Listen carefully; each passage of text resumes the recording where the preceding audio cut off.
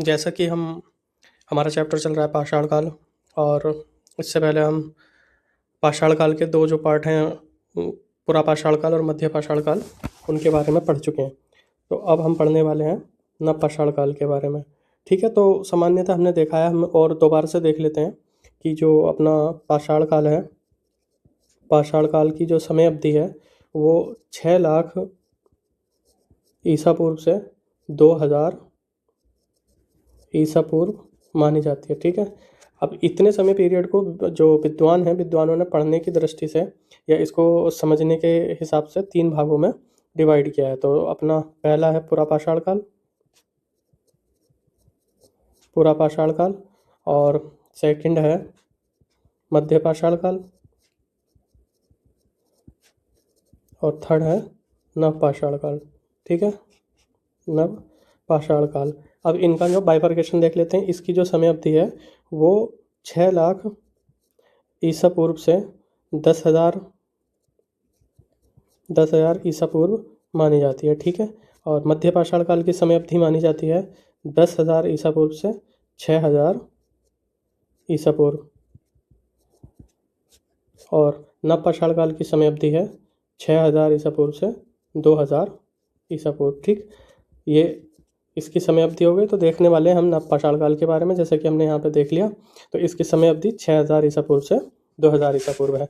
और भारत के अलग अलग हिस्सों में जो नव पाषाण काल की शुरुआत है वो अलग अलग हुई है, अलग अलग समय पीरियड पे। तो इसमें कन्फ्यूज़ होने की ज़रूरत नहीं है। जैसे कि हमने पिछले दोनों चैप्टर को भी 3 टॉपिक पर पढ़ा था, जिसमें अपना पहला था साक्ष्य, दूसरा उपकरण और तीसरा जीवन यापन। तो इसमें भी हम देखेंगे कि साक्ष्य कि नव पाषाण कालिक जो स्थल हैं वो कौन कौन से स्थल से हमें साक्ष्य प्राप्त हुए हैं, और उन लोगों के क्या क्या उपकरण थे, क्या क्या टूल्स थे वो मिले हैं हमें, वो देख लेंगे। और तीसरा देख लेंगे जीवन यापन, उन लोगों का नव पाषाण कालिक लोगों का जीवन यापन कैसा था। ठीक, तो हमारा पहला साक्ष्य है। साक्ष्य के बारे में जब हम बात करेंगे तो पहला ही हमारा स्थान आता मेहरगढ़। ठीक, तो देख लेंगे मेहरगढ़ में जो नव पाषाण काल की शुरुआत हुई है वो 7,000 ईसा पूर्व के आसपास हुई है। ठीक है, 7,000 ईसा पूर्व के आसपास यहाँ पे जो है नव पाषाण काल की शुरुआत हुई है। तो इसमें हम देख लेंगे मुख्य टॉपिक क्या है कि यहाँ से कृषि के प्राचीनतम साक्ष्य मिलते हैं। और कृषि के प्राचीनतम साक्ष्य यहाँ से कितने समय के मिलते हैं? 7,000 ईसा पूर्व के आसपास के मिलते हैं। ठीक, दूसरा कृषि के साक्ष्य के रूप में यहाँ से किस किस खेती की होती थी कि गेहूँ, जौ, कपास के साक्ष्य मिलते हैं। ठीक, और यहाँ से पशुपालन के साक्ष्य मिलते हैं, जैसे भेड़ बकरी की हड्डियाँ इत्यादि यहाँ से मिली हैं। तो इसी से अनुमान लगाया गया है कि पशुपालन के साक्ष्य यहाँ से मिले हैं। दूसरा यूपीपीसीएस में एक क्वेश्चन आया था कि पालतू भैंस के प्राचीनतम साक्ष्य, पालतू भैंस के प्राचीनतम साक्ष्य कहाँ से मिले हैं। ठीक, तो इसका आंसर भी हमारा मेहरगढ़ है। तो पालतू भैंस के प्राचीनतम साक्ष्य भी मेहरगढ़ से मिलते हैं, और आयताकार मकान के साक्ष्य मेहरगढ़ से मिलते हैं जो कच्ची ईंटों से बने थे। ठीक है, और दूसरा हमने उसमें मध्य पाषाण काल में पढ़ा था कि मकान बनाने के प्राचीनतम साक्ष्य। तो कंफ्यूज नहीं होना, मकान बनाने के प्राचीनतम साक्ष्य जो हैं वो हमें मध्य पाषाण कालिक स्थल है प्राचीनतम साक्ष्य। तो ये मिलते हैं हमें बागौर से। ये मध्य पाषाण कालिक स्थल है जो कि भीलवाड़ा राजस्थान में है। ठीक, भीलवाड़ा राजस्थान में है। तो यहाँ से हमें मकान बनाने के प्राचीनतम साक्ष्य मिले हैं। ठीक, दूसरा हम देख लेते हैं कि नेक्स्ट पॉइंट है मानव को बकरी के साथ दफनाने के साक्ष्य यहाँ से मिलते हैं। तो दूसरा एक है हमारा नव पाषाण कालिक स्थल बुर्जहोम। ठीक है, तो बुर्जहोम से हमें क्या मिला है? मानव को उसके पालतू कुत्ते के साथ दफनाने के साक्ष्य, दफनाने के साक्ष्य। ठीक है, तो इसमें कंफ्यूज होना नहीं है कि अगर क्वेश्चन आता है कि मानव को बकरी के साथ दफनाने के साक्ष्य कहाँ से मिलते हैं तो अपना सीधा सीधा इसका आंसर मेहरगढ़ हो जाएगा। ठीक, और अगर क्वेश्चन आता है कि मानव को उसके पालतू कुत्ते के साथ दफनाने के साक्ष्य कहाँ से मिलते हैं तो अपना सीधा सीधा इसका आंसर हो जाएगा बुर्जहोम। तीसरा देखते हैं कि बर्तन बनाने की कला सबसे पहले इसी युग में दिखाई देती है। तो देखो, सामान्यतः जो बर्तन बनाने की कला है जो फली फूली है, विकसित हुई है, वो तो हुई नव पाषाण काल में है। ठीक है, लेकिन अगर हम बर्तन बनाने की कला के अवशेषों के बारे में बात करते हैं तो हमने मध्य पाषाण काल में, फिर से वहीं पे आ गए हम मध्य पाषाण काल में। मध्य पाषाण काल, उस चैप्टर को जाके आप देख सकते हैं, उसमें पूरा एक्सप्लेन किया हुआ है। तो मध्य पाषाण काल में एक स्थान है चौपानी मांडो। चौपानी मांडो है जो बेलन नदी घाटी में है, यूपी में। बेलन नदी घाटी यूपी में है ये। तो यहाँ से जो है बर्तन बनाने के, मिट्टी के बर्तन के प्राचीनतम साक्ष्य मिलते हैं। ठीक है, तो अगर क्वेश्चन आता है कि बर्तन बनाने की प्राचीनतम साक्ष्य, अगर क्वेश्चन आता है कि बर्तन बनाने की कला किस युग में विकसित हुई, तो सामान्यतः तो इसका आंसर हो जाएगा अपना नवपाषाण काल। लेकिन अगर आता है कि मिट्टी के बर्तन के प्राचीनतम साक्ष्य कहाँ से प्राप्त होते हैं, तो उसका आंसर होगा चौपानी मांडो, जो कि मध्य पाषाणकालिक स्थल था और बेलन नदी घाटी यूपी में स्थित है। वहाँ से मिट्टी के बर्तन बनाने के प्राचीनतम साक्ष्य यहाँ से प्राप्त हुए हैं। ठीक है, चौपानी मांडो से। और चौपानी मांडो की जो खोज हुई थी 1967 में बी.डी. मिश्रा ने की थी। ये याद रख लेना एक पॉइंट, बी.डी. मिश्रा ने इसकी खोज की थी। और नेक्स्ट देख लेते हैं, ये वाला जो पॉइंट है इसमें है कि नवीन शोध अनुसार, जो नए शोध हुए हैं, तो नवीन शोध अनुसार जो लहुरा देव है, तो लहुरा देव कहाँ है? यूपी के संत कबीर नगर में। ठीक है, यूपी के संत कबीर नगर में है। तो वहाँ से खेती के, इसमें धान है, तो धान की खेती के जो साक्ष्य मिले हैं, जिनका समय है 9000 ईसा पूर्व से 8000 ईसा पूर्व। ठीक, तो अगर नॉर्मली क्वेश्चन आता है कि कृषि के प्राचीनतम साक्ष्य कहाँ से मिलते हैं, ठीक है, तो अगर उसमें ऑप्शन दे रखा है मेहरगढ़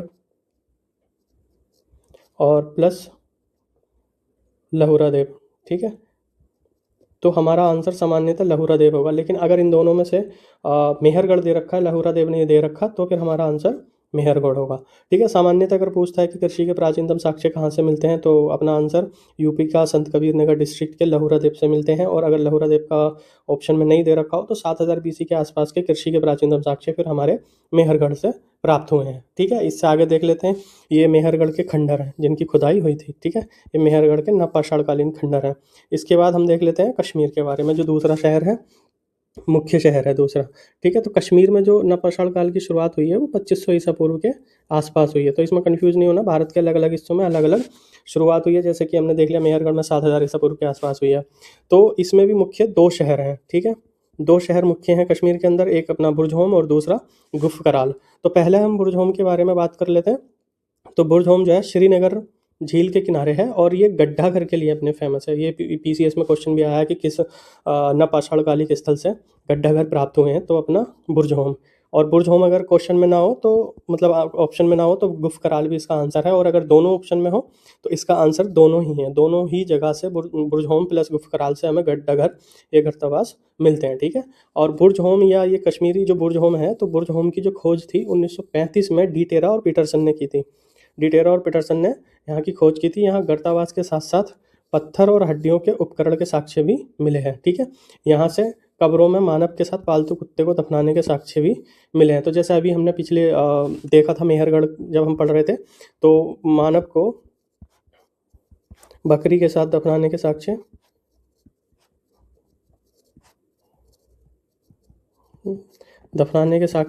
तो मानव को बकरी के साथ दफनाने के साक्ष्य हमें मिलते हैं मेहरगढ़ से, और मानव को कुत्ते के साथ दफनाने के साक्ष्य मिलते हैं बुरजहोम से। तो इसमें कंफ्यूज नहीं होना है। ठीक है, उसके बाद हम देख लेते हैं सेकंड गुफकराल के बारे में पढ़ लेते हैं। तो यहाँ की विशेषता यही है, यहाँ से कृषि और पशुपालन के साक्ष्य हमें मिलते हैं, और इसके साथ साथ यहाँ से मिलते हैं पत्थर और हड्डियों से निर्मित औजार और धूसर मृद भांड। ठीक है, मिट्टी के बर्तन भी मिले हैं, धूसर सिलबट्टा मिला है, और सबसे मेन यहाँ से हड्डी से निर्मित, ठीक है, हड्डी से निर्मित सुई प्राप्त हुई है। और यहाँ से जो कृषि के साक्ष्य हैं, कृषि और पशुपालन, तो कृषि के साक्ष्य के रूप में गेहूं, मटर और जौ और मसूर के दाने प्राप्त यहाँ से हुए हैं। ठीक, नेक्स्ट हम देख लेते हैं। अब हमारा आ जाता है बेलन नदी घाटी। तो बेलन नदी घाटी कहाँ पे है? ये यूपी में है। ठीक, और बेलन नदी घाटी में जो नवपाषाण काल की शुरुआत हुई है वो अपना 5000 ईसा पूर्व के आसपास हुई है। तो बेलन नदी घाटी में भी जो इस घाटी में कई सारे शहर हैं, तो उन्हीं शहर के बारे में हम देख लेते हैं। तो सबसे पहला है अपना कोल्डियाबा, जो यूपी में है, प्रयागराज। ठीक है, तो ये इलाहाबाद के दक्षिण में, जो कोल्डियाबा है हमारा, इलाहाबाद के दक्षिण में बेलन नदी घाटी के तट पर अवस्थित है। और इसके उत्खनन से यहाँ से 6500 BC के आसपास के धान की खेती के प्रमाण मिले हैं। और ये भारतीय उपमहाद्वीप में सबसे प्राचीन साक्ष्य माना जाता है किसका? धान की खेती का। धान की खेती के जो प्राचीनतम साक्ष्य माने जाते हैं वो कोल्डियाबा से माने जाते हैं, और एकमात्र स्थान है जहाँ से चावल के साक्ष्य मिले हैं। दूसरा हमने मध्य पाषाण काल में एक पढ़ा था, मध्य पाषाण काल में, ठीक है, हमने पढ़ा था शहर, दोबारा से फिर उसी का नाम आ गया चौपानी मांडो। ठीक है, तो चौपानी मांडो से हमें क्या मिला था, हमें बन्नीय धान के प्राचीनतम साक्ष्य हमें यहाँ से मिले थे, प्राचीनतम साक्ष्य। तो अगर क्वेश्चन आता है कि जो धान की खेती के प्राचीनतम साक्ष्य कहाँ से मिलते हैं, तो कोल्डी हवा से। ठीक, बन्नीय धान के प्राचीनतम साक्ष्य चौपानी मांडो, मध्य पाषाणकालिक स्थल। और कृषि के प्राचीनतम साक्ष्य, ठीक है, तो कृषि के प्राचीनतम साक्ष्य हमने पीछे देख लिया, लहुरा देव हो जाएगा। और अगर लहुरा देव ऑप्शन में नहीं हो तो हमारा आंसर फिर मेहरगढ़ हो जाएगा। ठीक है, यहाँ तक समझ आ गया होगा। चलते हैं नेक्स्ट पेज पर। इसके बाद हम देख लेते हैं दूसरा शहर है इसका महदहा। ठीक है, तो ये गंगा नदी के किनारे दक्षिण में विंध्य क्षेत्र के पास है। ठीक है, यहाँ की विशेषता ये है कि यहाँ से गोल झोंपड़ियाँ मिली हैं, जो खेती और पशुवाड़ा के साक्ष्य भी यहाँ से प्राप्त हुए हैं। ठीक, अब नेक्स्ट आ गया हमारा चौपानी मांडो फिर से। तो यहाँ पे जो चौपानी मांडो में जो अवशेषों की बात करेंगे, तो हम यहाँ पे बात कर रहे हैं नव पाषाणकालिक अवशेषों की। तो चौपानी मांडो कहाँ है, इलाहाबाद के समीप है, निकट बेलन नदी घाटी में है, हमने देख लिया पीछे। और यहाँ से ना मधुमक्खी के आकार की या मधुमक्खी के छत्ते जैसी झोपड़ियाँ हमें प्राप्त हुई हैं। ज्यामितीय आकार के पाषाण उपकरण, पत्थर के उपकरण मिले हैं, रस्सी छाप की मृद भांड मिली है। ठीक है, और मृद भांड या मिट्टी के बर्तन के बारे में हमने देख लिया था कि जब हम मध्य पाषाण काल पढ़ रहे थे, दोबारा से मैं रिपीट कर रहा हूँ, मध्य पाषाण काल में जो चौपानी मांडो है हमारा, चौपानी मांडो से बर्तन के मिट्टी के बर्तन के प्राचीनतम साक्ष्य यहाँ से मिले हैं हमें। और बन्नीय धान के प्राचीनतम साक्ष्य हमें चौपानी मांडो से मिले हैं। ठीक है, इसमें कंफ्यूज नहीं होना है। नेक्स्ट हम देख लेते हैं बिहार। ठीक है, तो बिहार में जो नवपाषाण काल की शुरुआत हुई है वो हुई है 2000 ईसा पूर्व के आसपास। ठीक, अब बिहार के शहरों में भी हम बात कर लेते हैं पहले चिरांद की। तो चिरांद सारण जिले में है और यहाँ से बड़ी संख्या में हड्डियों के उपकरण। इसकी विशेषता यही है कि सबसे अधिक जो हड्डियों के या जो भी वो मिले हैं वो यहीं से मिले हैं। ठीक, हड्डियों के उपकरण और हिरण की हड्डियां यहाँ पे मिली हैं। विशेषता नवपाषाण कालिक, यहाँ से जो है नवपाषाण काल के और ताम्रपाषाण काल के। तो ताम्रपाषाण काल जो है वो नवपाषाण काल के बाद का जो समय है वो ताम्रपाषाण काल है। ठीक है, जहाँ पे पत्थर के हथियारों के साथ साथ तांबे का भी प्रयोग होने लगा था। ठीक, तो दोनों ही स्थल यहाँ से मिलते हैं, दोनों के ही साक्ष्य मिलते हैं। यहाँ के लोग बांस और बल्लियों की झोंपड़ियाँ बनाते थे। ठीक है, यहाँ के लोग धान, मसूर, गेहूँ, मूंग, जौ आदि की खेती करना जानते थे। और यहाँ से प्रचुर मात्रा में अस्थियों एवं सींगों से निर्मित उपकरण प्राप्त हुए हैं। तो अगर आता है कि किस नवपाषाण कालिक स्थल से सबसे ज़्यादा हड्डियाँ या हड्डियों के साक्ष्य या हड्डियों के उपकरण मिलते हैं, तो हमारा चिरांद हो जाएगा जो बिहार में है। यहाँ के लोग बैल, हाथी, बारहसिंगा, गेंडा आदि पशुओं से परिचित थे। ठीक, नेक्स्ट हम देख लेते हैं सेनुआर। सेनुआर से कृषि के साक्ष्य मिले और कृषि के साक्ष्य के रूप में चना और मसूर का साक्ष्य यहाँ से मिलता है। ठीक, दूसरा अब हम देख लेते हैं पूर्वी भारत की साइड, जिसमें मेघालय और असम है। तो यहाँ से 2000 ईसा पूर्व के आसपास है, ये भी हमने देख लिया है। अब यहाँ के हम मुख्य शहर देख लेते हैं, दाऊजाली या देवजाली के रूप में, देवसाली या हार्डिंग के रूप में। तो ये असम में है और यहाँ से भी कृषि के या पशुपालन के साक्ष्य मिले हैं। दूसरा शहर है सारूतारू, ये भी असम में है। तो ये असम में गुवाहाटी के निकट है और यहाँ से नवपाषाण कालिक जो उस समय की कुल्हाड़ियाँ थी, ये कुल्हाड़ियाँ मिली हैं, जो चित्रित धूसर मृद भांड भी यहाँ से मिले हैं। ठीक, अब कुल्हाड़ी से याद आया कि जो ये तो नवपाषाण काल के स्थल की बात हो रही है, लेकिन भारत में जो सबसे पहली कुल्हाड़ी थी उसकी खोज कब हुई थी? तो हमने चैप्टर जो अपना पुरापाषाण काल पढ़ा है, पुरापाषाण काल, तो पुरापाषाण काल के टाइम पे हमने पढ़ा था RB. Foot, Robert Bruce foot, इन्होंने सबसे पहली कुल्हाड़ी की खोज की थी। ठीक है, इन्होंने 1863 में मद्रास के पल्लावरम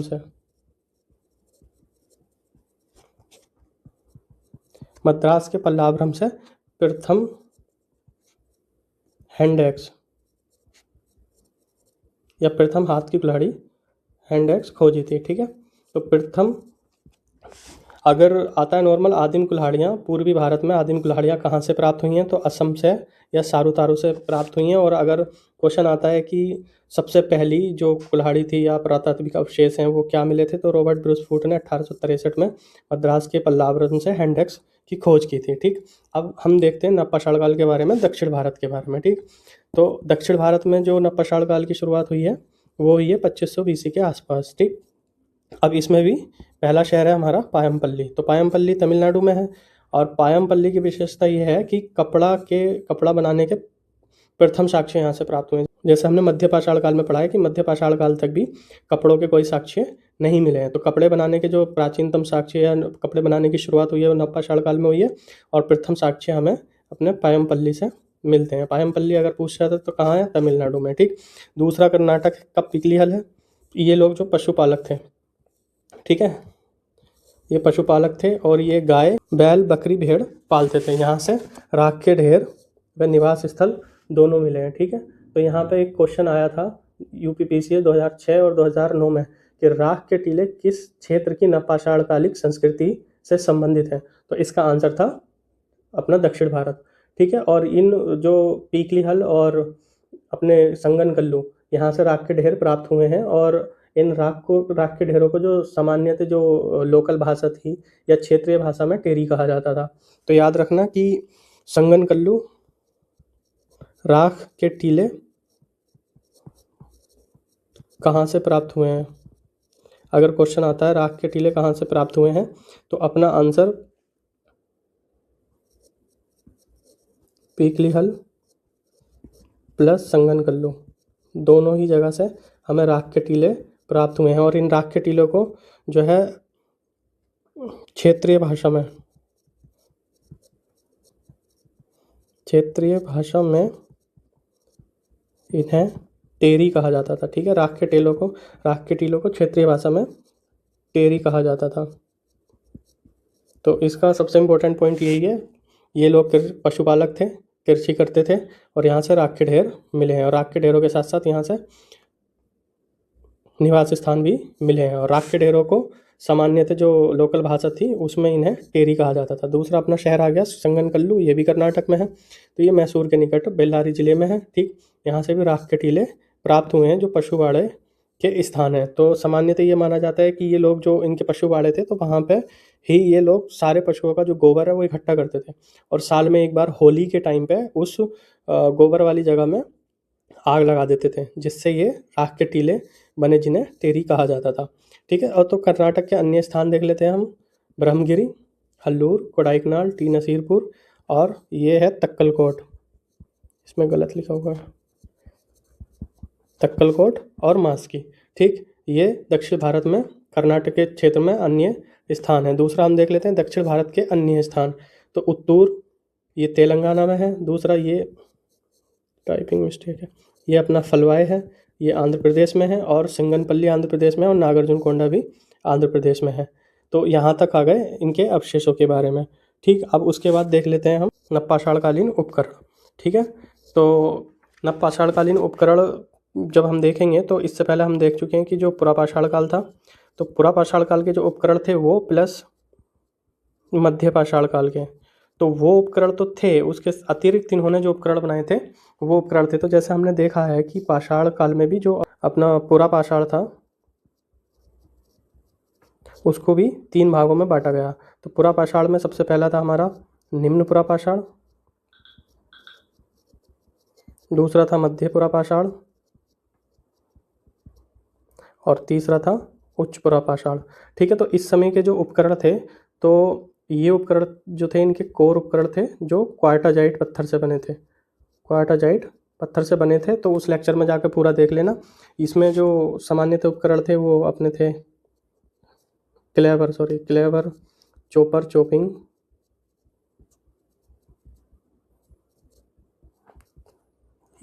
और पेबुल।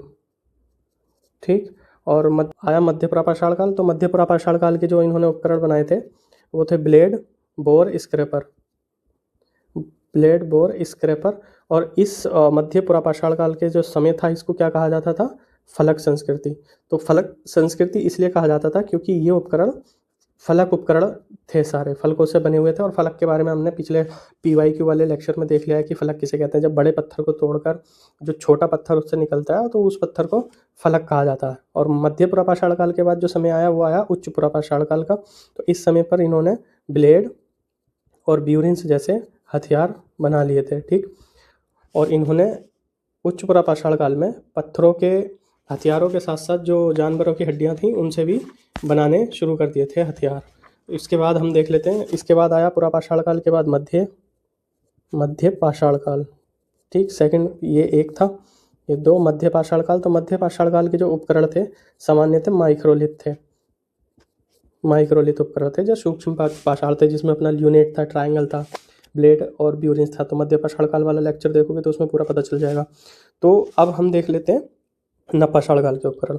तो ये हमने देख लिया पुरापाषाण काल के तीनों भाग में जो उपकरण थे वो थे, और ये मध्य पाषाण काल के अलग उपकरण थे। तो अब हम तीसरा अपना नवपाषाण काल के उपकरण देख लेते हैं। तो नवपाषाण काल में ये उपकरण तो थे, जितने भी ये हैं, ये सारे उपकरण तो थे। इसके अतिरिक्त इन्होंने जो उपकरण बनाए तो उसमें अपना सिल्ट थी और एक्स थी। और इस काल के उपकरणों की विशेषता ये थी कि इन उपकरणों को इनमें घिस कर इनमें धार बनाई जा सकती थी, अर्थात पॉलिश उपकरण। ठीक है, तो क्वेश्चन अगर ये आता है कि किस काल की विशेषता उसके कोर उपकरण थे, तो निम्न पुरापाषाण काल जो क्वार्टाजाइट से बने थे। और फलक संस्कृति के नाम से किस संस्कृति को जाना जाता है, या किस संस्कृति की विशेषता उसके फलक उपकरण हैं, जो जैसे कि ब्लेड, बोर, स्क्रैपर थे, तो मध्य पुरापाषाण काल। और उच्च पुरापाषाण काल के अगर हथियारों के बारे में पूछता है तो ब्लेड और ब्यूरिंस थे। और अगर पूछता है कि किस पाषाणकालीन अवधि की विशेषता उसके माइक्रोलिथ हैं या मध्य, तो माइक्रोलिथ की जो विशेषता है, माइक्रोलिथ जो विशेषता है वो मध्य पाषाण काल की है। या मध्य पाषाण काल के उपकरण किस प्रकार के थे, तो माइक्रोलिथ थे। ठीक, इनमें कंफ्यूज नहीं होना। और लास्ट यही है कि किस काल की विशेषता उसके पॉलिश उपकरण है, तो नवपाषाण काल की विशेषता। ठीक, अब हम इसका सबसे तीसरा पॉइंट देखने वाले हैं जो हम पढ़ने वाले थे, जैसे कि साक्ष्य और उपकरण और जीवन यापन। तो अब हम देखने वाले हैं नवपाषाण काल के लोगों का जीवन यापन, कि इन लोगों का जीवन यापन कैसा था। ठीक, तो जीवन यापन में हम देखेंगे कि नवपाषाण काल में मानव के जीवन में कई महत्वपूर्ण परिवर्तन होते हैं। इन परिवर्तनों के कारण इसे नवपाषाण संस्कृति कहा जाता है। तो ठीक है, इस महत्वपूर्ण परिवर्तन क्या हुए कि जो हमने देखा है पुरापाषाण काल में लोग खानाबदोश थे प्लस शिकारी थे, मध्य पाषाण काल में लोग खानाबदोश थे, शिकारी थे, और इस काल में लोगों ने कृषि करना शुरू कर दिया था। कृषि के साथ साथ अब इन्होंने अपना जो जीवन है स्थायित्व बढ़ाना शुरू कर दिया था। ठीक, मानव अभी भी शिकारी एवं खाद्य संग्राहक था, लेकिन इसके साथ साथ मानव ने क्या कर दिया, कृषि और पशुपालन की भी शुरुआत कर दी। ठीक है, जीवन का एक महत्वपूर्ण तत्व बन गया कृषि और पशुपालन। दूसरे शब्दों में मानव उपभोक्ता के साथ साथ उत्पादक भी बन गया। हमने देखा है कि पुरापाषाण और मध्य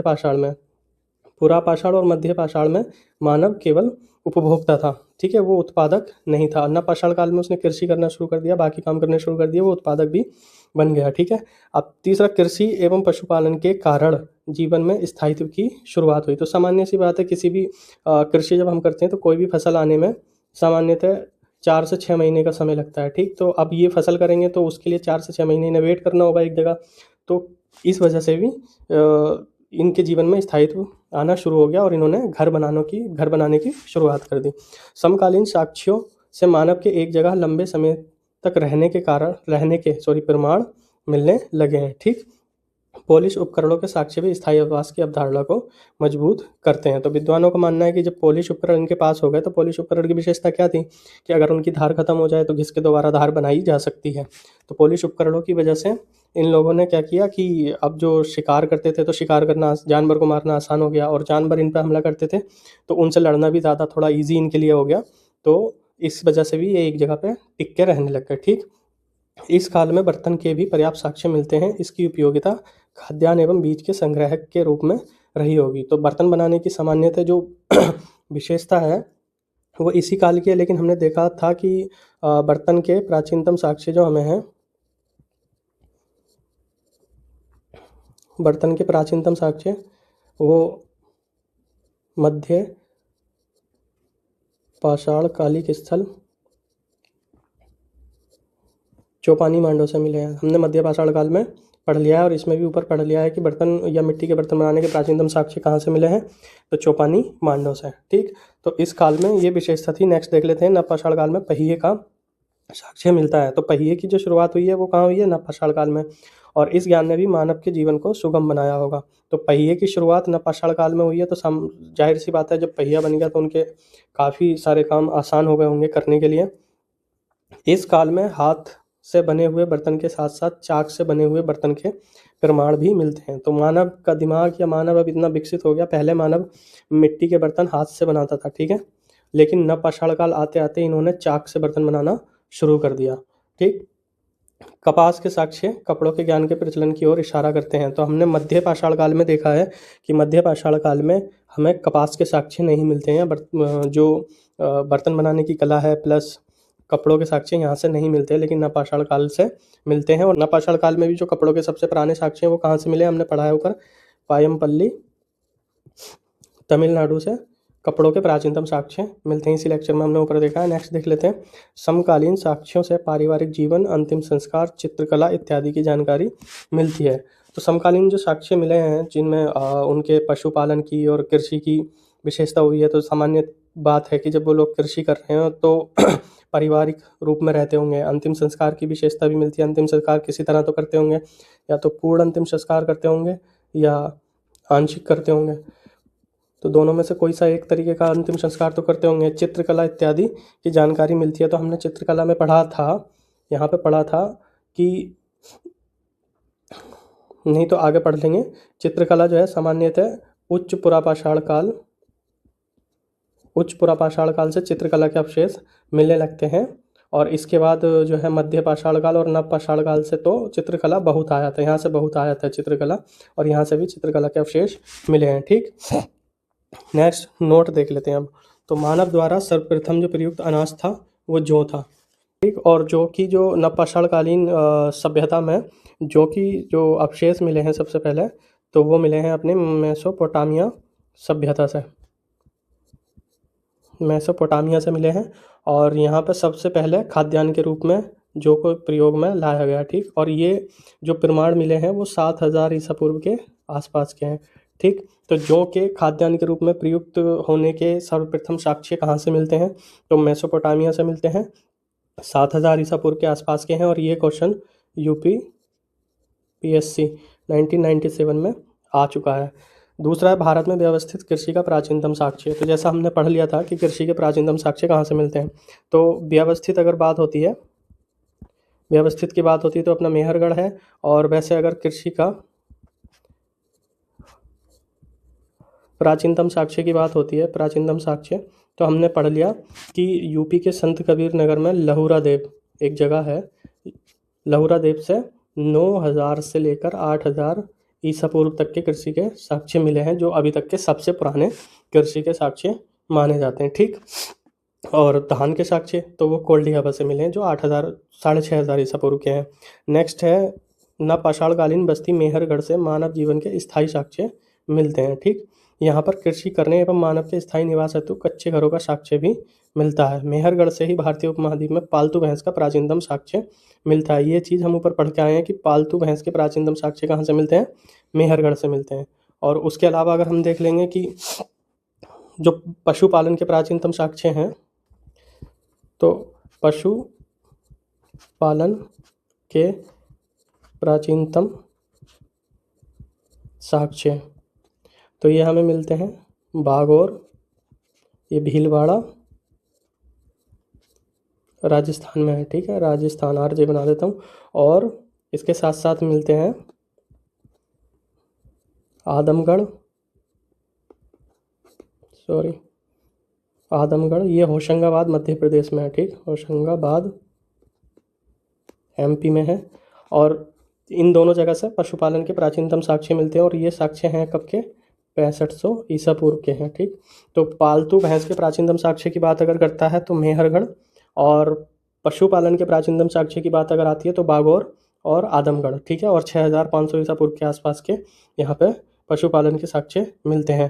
दूसरा, मानव के स्थायी निवास हेतु कच्चे घरों का साक्ष्य भी कहाँ से मिलता है, मेहरगढ़ से। लेकिन इसके अपवाद के रूप में देख लेंगे, हमने पीछे पढ़ भी लिया है कि बागौर से प्राचीनतम घरों के साक्ष्य या मकान बनाने के साक्ष्य मिलते हैं, मकान बनाने के साक्ष्य मिलते हैं। ठीक, ये मध्य पाषाण काल की बात चल रही है, मध्य पाषाण काल के अवशेष मिले हैं ये। ठीक, और हम पढ़ रहे हैं नवपाषाण काल। तो अगर आता मानव जीवन के स्थायित्व के या स्थायी साक्ष्य कहाँ से मिलते हैं, तो अपना मेहरगढ़ हो जाएगा। वैसे पशुपालन के प्राचीनतम साक्ष्य तो बागौर आदमगढ़, और पालतू भैंस के प्राचीनतम साक्ष्य मेहरगढ़ से हो जाएंगे। कृषि के प्राचीनतम साक्ष्य तो लहुरा देव से, और लहुरा देव अगर ऑप्शन में ना हो तब हमारा मेहरगढ़ सही आंसर होगा। ठीक, और नेक्स्ट है मेहरगढ़ से ही पाषाण युगीन संस्कृति से हड़प्पा सभ्यता के हड़प्पा सभ्यता के साक्ष्य मिलते हैं। तो मेहरगढ़ ऐसा स्थान है, मेहरगढ़, तो मेहरगढ़ से हमें पूरा पाषाण काल,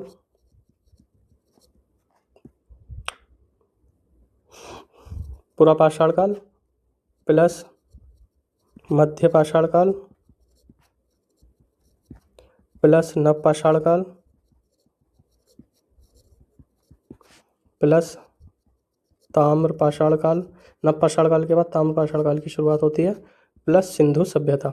ठीक है, तो मेहरगढ़ ऐसी जगह है यहाँ से सभी, यहाँ के सभी के साक्ष्य मिलते हैं। ठीक, मेहरगढ़ से। और दूसरा अगर आता है कि इन सभी के साक्ष्य नदी घाटी की बात करें, नदी घाटी, तो वो आ जाती है फिर इसमें से सिंधु सभ्यता अगर हम हटा देंगे तो पूरा पाषाण में अपना पूरा पाषाण, मध्य पाषाण और नव पाषाण। तो अगर इन तीनों की सामान्यतः बात करें कि किस इस क्षेत्र से या कहाँ से प्राप्त हुए हैं, शहर की बात ना करें, तो अपना बेलन नदी घाटी हो जाएगा। तो बेलन नदी घाटी कहाँ पे है? इलाहाबाद में है। ठीक, मिर्ज। अब नेक्स्ट हम देख लेते हैं चित्रकला की बात, जो पाषाण काल की चित्रकला होगी। तो इस चित्रकला में जो है हम इसमें पूरा, मध्य और नव, ठीक है, ये हम पढ़ तो नव पाषाण काल रहे हैं, लेकिन चित्रकला की जब बात करेंगे तो हम पूरा पाषाण काल, मध्य पाषाण काल और नव पाषाण काल, जो हमारा 6 लाख BC से 2000 BC तक का पूरा टाइम पीरियड है, इस टाइम पीरियड की चित्रकला की हम बात करेंगे। ठीक, और हम चित्रकला के बारे में देखेंगे, जो हमारा मेन टॉपिक रहेगा चित्रकला का, तो हम देखेंगे कि चित्रकला के विषय क्या थे, आधार क्या था, कालखंड क्या था, रंग कौन से प्रयोग में लाए थे उन्होंने, चित्रकला को बनाने का उद्देश्य क्या था और चित्रकला के संरक्षक कौन थे। ठीक है, तो हम विषय से देख लेते हैं। तो चित्रकला के जो पाषाणकालीन चित्रकला है, पूरा पाषाण, मध्य पाषाण, नव पाषाण, तीनों समय अवधि की जो पूरा चैप्टर है पाषाण काल, तो उसकी जो समय अवधि में जो चित्रकला की विषय हैं वो हैं शिकार, नृत्य, अंतिम संस्कार और पशु पक्षी आदि। ठीक, आधार है भित्ति चित्र और लघु चित्र। ठीक, और भित्ति चित्र और लघु चित्र में अंतर क्या है? भित्ति चित्र और लघु चित्र में अंतर ये है कि जो चित्र दीवारों पर बने होते हैं, जो चित्र दीवारों पर बने होते हैं उनको भित्ति चित्र कहा जाता है, जैसे कि हमारा भीमबेटका है, भीमबेटका की जो गुफाएं हैं वहाँ से हमें भित्ति चित्र के साक्ष्य मिलते हैं। ठीक है, और लघु चित्र वो होते हैं जो कपड़ों पर, ताम्रपत्र पर, भोजपत्र पर या कागज पर बनाए जाते हैं, वो होते हैं हमारे लघु चित्र। अब ये जो चित्रकला है तो इसका समय अवधि क्या थी? तो समय अवधि पूरा पाषाण को भी हमने देखा है कि 3 भागों में बांटा गया पूरा पाषाण काल को। तो पूरा पाषाण के 3 भाग कौन कौन से हैं? निम्न पूरा पाषाण, उसके बाद मध्य पूरा पाषाण, और तीसरा है उच्च पूरा पाषाण। तो निम्न पूरा पाषाण के और मध्य पूरा पाषाण के हमें अवशेष नहीं मिलते हैं चित्रकला के, और उच्च पूरा पाषाण काल से चित्रकला के अवशेष मिलने शुरू हो जाते हैं। तो सामान्यतः पूरा पाषाण में भी इसकी मैं समय अवधि लिख देता हूँ। इसकी जो समय अवधि है वो 6 लाख ईसा पूर्व से 50,000 ईसा पूर्व है। इसकी समय अवधि 50,000 ईसा पूर्व से 40,000 ईसा पूर्व है, और इसकी समय अवधि 40,000 ईसा पूर्व से 10,000 ईसा पूर्व है। तो चित्रकला के जो सामान्यतः हमें साक्ष्य मिलते हैं वो इस वाले टाइम पीरियड के मिलते हैं, प्लस मध्य पाषाण। तो मध्य पाषाण की समय अवधि आपको पता होगी, मध्य पाषाण काल की समय अवधि कब है? 10,000 ईसा पूर्व से 6,000 ईसा पूर्व। ठीक, और नव पाषाण काल की समय अवधि क्या है? 6,000 ईसा पूर्व से 2,000 ईसा पूर्व। और ताम्र पाषाण काल की भी समय अवधि भारत के अलग अलग क्षेत्रों में अलग अलग है, लेकिन मैं फिर भी लिख देता हूँ। इसकी जो समय अवधि सामान्यतः मानी जाती है वो 2000 ईसा पूर्व से 750 ईसा पूर्व के आसपास तक मानी जाती है। वैसे तो 2000 से 1000 ईसा पूर्व ही है, या 1200 ईसा पूर्व।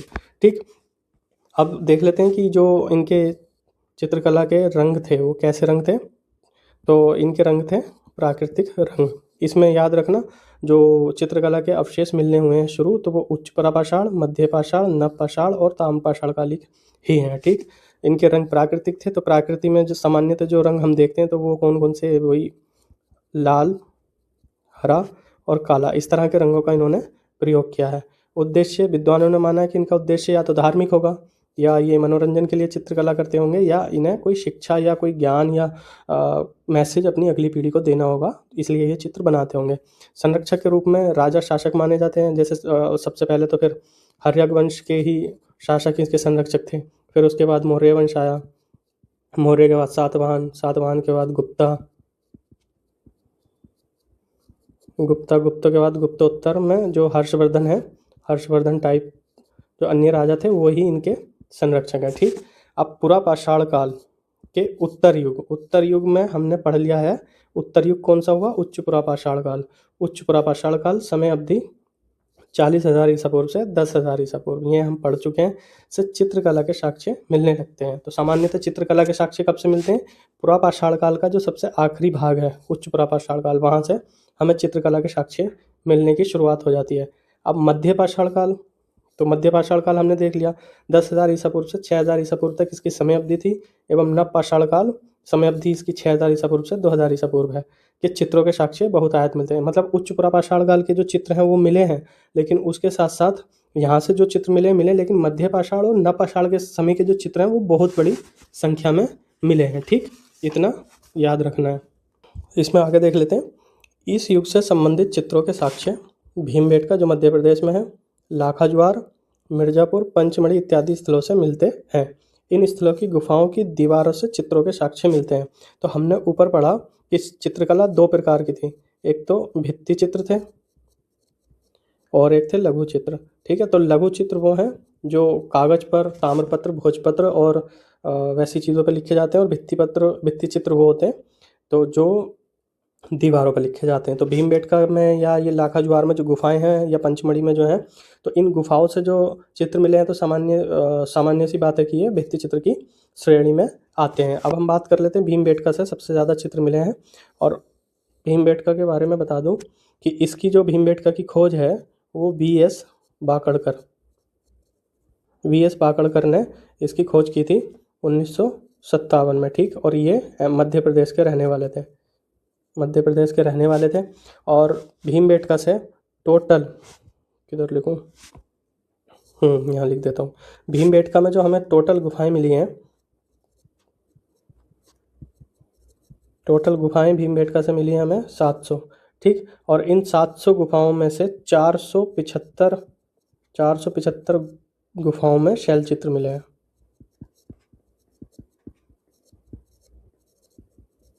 शैल चित्र मिले हैं, ठीक है। तो ये याद रखना कि जो हमें चित्रकला पाषाण काल से जो चित्रकला के अवशेष मिलने शुरू हुए हैं तो वो उच्च परापाषाण, मध्य पाषाण और नव पाषाण काल के हैं। और इसमें भी जो सामान्यतः हमें चित्र मिले हैं तो वो भीमबेटका, लाखाज्वार, मिर्जापुर, पंचमढ़ी आदि स्थानों से मिले हैं। और ये सामान्यतः भित्ति चित्र हैं क्योंकि ये दीवारों पर बने हुए हैं। और सबसे ज़्यादा जो हमें चित्र मिले हैं, सबसे ज़्यादा चित्र हमें मिले हैं भीमबेटका से। सबसे ज़्यादा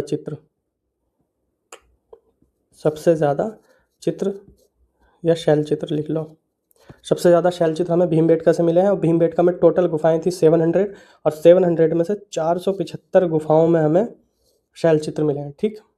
अब आगे देख लेते हैं चित्रों के निर्माण में प्राकृतिक पत्थरों या अनगढ़ पत्थरों पर किया गया है। मतलब चित्र जो बनाए गए, जो भी दीवारें थी प्राकृतिक थी, उन्हीं पर बनाए गए हैं। और चित्रण के लिए जो रंगों का प्रयोग हुआ है वो प्राकृतिक रंगों का प्रयोग किया गया है, जैसे लाल, हरा, काला। ये चीज़ हम ऊपर पढ़ चुके हैं इससे पहले।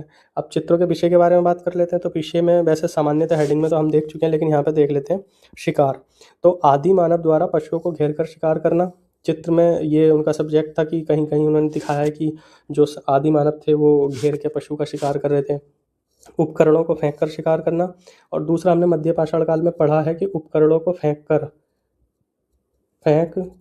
कर उपकरण चलाने की कला की शुरुआत, ठीक है। ये मध्य पाषाण काल में हुई है, ये मध्य पाषाण काल की विशेषता, ठीक। मध्य पाषाण काल में हुई, इतना याद रख लेना। और शिकार के दौरान पशुओं का मानव पर हमला। जब ये सामान्यतः पशुओं को मार रहे हैं तो पशु भी इन पर अटैक करते होंगे, तो ये भी इन्होंने अपनी चित्रकला में दर्शाया है। मछली पकड़ने, चूहा पकड़ने के दृश्य भी अपनी चित्रकला में इन लोगों ने दर्शाए हैं। इसके अतिरिक्त सामूहिक नृत्य, जब भी इनका नाच गाना कोई अवसर पर करते होंगे तो उस नृत्य के भी चित्र बनाए हैं। अंतिम संस्कार के चित्र बनाए हैं। परिवार और आवासीय संरचना के चित्र बनाए हैं। छोटे छोटे पक्षियों के, पशुओं के भी साक्ष्य या चित्र इन्होंने जो है बनाए हैं। चित्रों के निर्माण का उद्देश्य क्या था? तो सामान्यतः विद्वानों ने जो है ये बताना, विद्वानों के अनुसार ये बताना मुश्किल है कि इनका उद्देश्य क्या होगा, लेकिन अनुमान लगाया जाता है, माना जाता है कि जो भी चित्र इन्होंने बनाए हैं या तो इनका कोई ना कोई धार्मिक उद्देश्य होगा, या ये केवल मनोरंजन के लिए बनाते होंगे, या फिर इन्हें अगली पीढ़ी को प्रशिक्षित करना होगा। अपने आने वाले जो उनका समय चल रहा है उस समय के बारे में आने वाली जो उनकी जनरेशन है उनको कोई मैसेज पास करना होगा, कोई मैसेज देना होगा। तो इन्हीं उद्देश्यों से चित्रों का निर्माण किया जाता होगा, ये विद्वानों का अनुमान है। ठीक, आगे देख लेते हैं हम नवपाषाणकालीन स्थल भारतीय मैप पर। तो सामान्यतः हम देख लेते हैं, पहले ये देखेंगे हम कि इन लोगों का निवास स्थान क्या था। तो पुरापाषाण काल के जो मानव थे तो उस समय हिमयुग था, प्रॉपर हिमयुग था। ठीक, तो पुरापाषाण काल की जैसे हमने पढ़ भी लिया, समय अवधि भी 6 लाख ईसा पूर्व से 10,000 ईसा पूर्व तक थी। ठीक, तो ये लोग जो है नदी के किनारे रहते थे सामान्यतः। तो इनका जो रहने का स्थान था नदी तट अधिवास था। ठीक, इसके बाद पुरापाषाण के बाद मध्यपाषाण काल आया। तो मध्यपाषाण काल में ये लोग थोड़े डेवलप हुए, आगे बढ़े और इन्होंने शैलाश्रय बनाने शुरू कर दिया, शैलाश्रय अधिवास। जैसे कि हमने देखा भी है कि भीमबेटका हमें मिली है, पंचमढ़ी मिली है, और भी कई सारी मिर्ज़ापुर से गुफाएं मिली हैं, और वहाँ पे शैलाश्रय में ये लोग रहने लग गए। और नवपाषाण काल में तो हमने पढ़ ही लिया कि नवपाषाण काल में एक गर्त अधिवास बना लिए इन्होंने। और सामान्यतः हमने देखा है कि बुर्ज होम कश्मीर, बुर्ज होम एग्जाम्पल है ये, बुर्ज होम और गुफ कराल से हमें वो मिले हैं, गुफ कराल से गर्तावास के साक्ष्य मिले हैं। और ताम्रपाषाण काल, इसके नवपाषाण काल के बाद का समय ताम्रपाषाण है। तो ताम्रपाषाण के समय में कच्चे पक्के मकान ये लोग बना लिए थे। तो अगर क्वेश्चन आता है, ठीक, तो पुरापाषाण काल के लोगों का जो अधिवास था या रहने का स्थान था तो वो नदी तट था। मध्यपाषाण काल के लोगों का शैलाश्रय अधिवास था। नवपाषाण काल के लोगों का गर्त अधिवास था। और ताम्रपाषाण काल के लोगों का कच्चे पक्के मकान थे। ठीक, अब मैप में देख लेते हैं। सामान्यतः ये है हमारा मेहरगढ़। ठीक है, तो मेहरगढ़ से कृषि के प्राचीनतम साक्ष्य मिले हैं। व्यवस्थित मानव के व्यवस्थित जीवन के साक्ष्य भी मेहरगढ़ से मिलते हैं। ठीक, लेकिन अगर कृषि के प्राचीनतम साक्ष्य की सामान्यतः बात करें तो यहाँ से मिलते हैं हमें 7,000 ईसा पूर्व के, जैसा हमने पढ़ा है। और इसके बाद जो नए खोज हुई है तो वहाँ पे लहुरा देव, ठीक, ये यूपी में संत कबीर नगर में है, संत कबीर नगर। यहाँ से कृषि के प्राचीनतम साक्ष्य हमें मिले हैं जो 9,000 ईसा पूर्व से 8,000 ईसा पूर्व के हैं। ठीक है, याद रखना। इसके बाद हम देख लेते हैं मुख्य पॉइंट, चिरांद, ठीक है, बिहार में है। और पूर्वी भारत के तो अपना सारा तारू, दाऊजाली, हार्डिंग। यहाँ पे जो नवपाषाण काल की शुरुआत हुई है इस वाले पूरे जोन में, तो नवपाषाण काल की शुरुआत कब हुई है? 2000 ईसा पूर्व के आसपास हुई है। यहाँ पे 7,000 ईसा पूर्व के आसपास नवपाषाण काल की शुरुआत हुई है। ठीक, और यहाँ पे ये वाले पोर्शन में 2,500 ईसा पूर्व के आसपास नवपाषाण काल की शुरुआत हुई है। ठीक, और दूसरा देख लेते हैं साउथ इंडिया। महदहा से भी ये कोल्डियाबा है, कोल्डियाबा से धान की खेती के प्राचीनतम साक्ष्य हमें मिलते हैं। ठीक है, और ये इकलौते साक्ष्य यहाँ से मिले हैं। दूसरा हमने देखा है नागार्जुनी कोंडा, और ये आंध्र प्रदेश में है। और ये दक्षिण भारत की नवपाषाण कालिक संस्कृति की यहाँ से शुरुआत या विकास हुआ है यहाँ पे भी। दूसरा हमने सबसे मेन देखा था संगनकल्लू। ठीक, तो संगनकल्लू से हमें क्या मिला है? संगनकल्लू से हमें एकमात्र स्थान है जहाँ से मिट्टी के बर्तन नहीं मिले हैं। और इसके साथ साथ हमने देखा था संगनकल्लू प्लस पीकलियल। पीकलियल से हमें क्या मिला है? राख के ढेर मिले हैं, राख के ढेर मिले हैं। ठीक है, नवपाषाण काली के।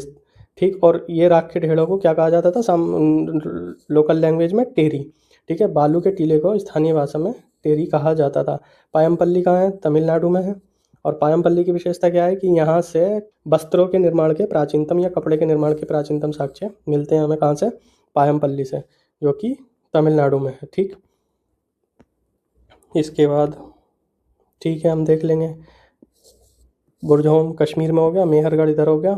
दूसरा भीमबेटका मध्य प्रदेश, जहाँ से हमें कितनी मिली हैं, 700 गुफाएं मिली हैं, और इनमें से 475 में हमें क्या मिला, शैल चित्र मिले हैं। 475 में हमें शैल चित्र मिले हैं। चिरांद और दाऊजाली यहाँ पे 2500 BC के आसपास शुरुआत हुई है। बाकी हमने देख लिया इम्पोर्टेंट पॉइंट, और जो भी इसके क्वेश्चन है वो हम नेक्स्ट लेक्चर में कवर कर लेंगे, जो भी PYQ इंपॉर्टेंट क्वेश्चन है। और इसके बाद हमारा नेक्स्ट चैप्टर होगा ताम्रपाषाण काल।